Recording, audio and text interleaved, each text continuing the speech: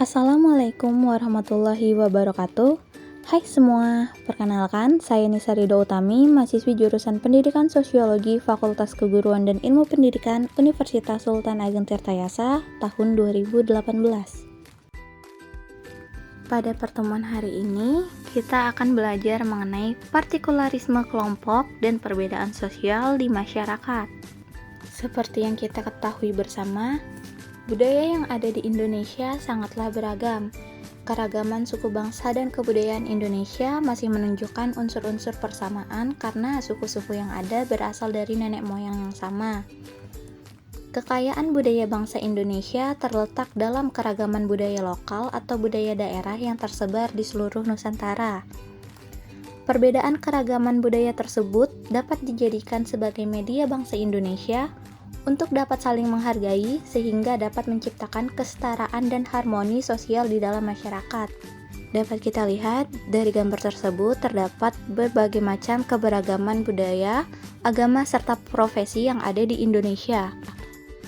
Manusia sebagai makhluk sosial yang tinggal dalam suatu masyarakat tentu akan menjadi sebuah struktur dari masyarakat tersebut. Kata struktur dalam sosiologi menurut Karel J. Feiger memang diambil dari tatanan bangunan fisik. Lalu apa sih yang dimaksud dengan struktur sosial? Struktur sosial merupakan tatanan sosial dalam kehidupan masyarakat yang di dalamnya terkandung hubungan timbal balik antara status dan peranan yang mengacu pada suatu keteraturan perilaku dalam masyarakat. Peran adalah tugas yang dijalankan berdasarkan hak dan kewajiban yang merupakan statusnya. Misalnya, seorang siswa yang berstatus sebagai pelajar karena ia memiliki hak untuk mendapatkan pendidikan dan berkewajiban untuk belajar. Perannya adalah individu yang beraktivitas di sekolah. Negara Indonesia terdiri dari masyarakat majemuk. Menurut Usman Peli, masyarakat majemuk dikategorikan menjadi dua hal, yaitu masyarakat dengan pembelahan horizontal dan vertikal. Masyarakat dengan pembelahan horizontal atau disebut juga diferensiasi sosial, yaitu struktur masyarakat yang ditandai dengan kenyataan adanya kesatuan-kesatuan sosial berdasarkan perbedaan suku bangsa, agama, adat, dan perbedaan kedaerahan. Sedangkan masyarakat dengan pembelahan vertikal atau yang disebut juga stratifikasi sosial merupakan struktur masyarakat yang ditandai dengan adanya perbedaan antara lapisan atas dengan lapisan bawah yang cukup tajam. Dengan adanya perbedaan sosial di masyarakat dapat mengakibatkan munculnya sikap partikularisme kelompok. Apa itu yang dimaksud dengan partikularisme? Partikularisme yaitu sikap atau paham yang mementingkan diri sendiri atau kelompok sendiri dibandingkan kepentingan publik. Paham yang menonjolkan subjektivitas dan egoisitas, tidak sejalan dengan nilai dan norma sosial karena memilih menerapkan kriteria sendiri dalam bertindak. Berikut adalah contoh-contoh sikap partikularisme kelompok akibat perbedaan sosial. Yang pertama, primordialisme, yaitu memegang teguh nilai-nilai dalam kelompoknya yang dibawa sejak lahir. Biasanya, primordialisme ini berhubungan dengan sifat kedaerahan. Kedua, etnosentrisme, yaitu memandang budayanya lebih baik daripada budaya masyarakat lain.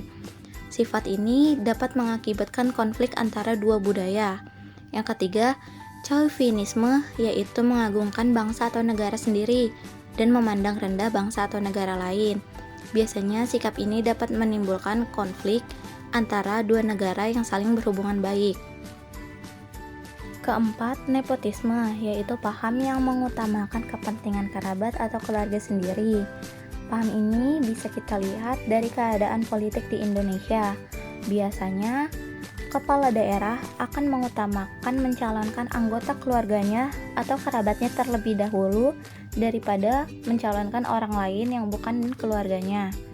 Yang kelima, separatisme, yaitu paham yang bertujuan memisahkan diri dari tempat tinggalnya. Biasanya paham ini diakibatkan oleh adanya diskriminasi dari sekelompok orang terhadap seseorang yang tinggal di daerah tersebut. Yang keenam, rasisme, yaitu paham yang menganggap rendah perbedaan ciri fisik kelompok tertentu. Contohnya seperti kelompok ras kulit putih yang memandang rendah kelompok ras kulit hitam. Sekian penjelasan materi dari saya tentang partikularisme kelompok dan perbedaan sosial di masyarakat. Semoga bermanfaat bagi kalian semua.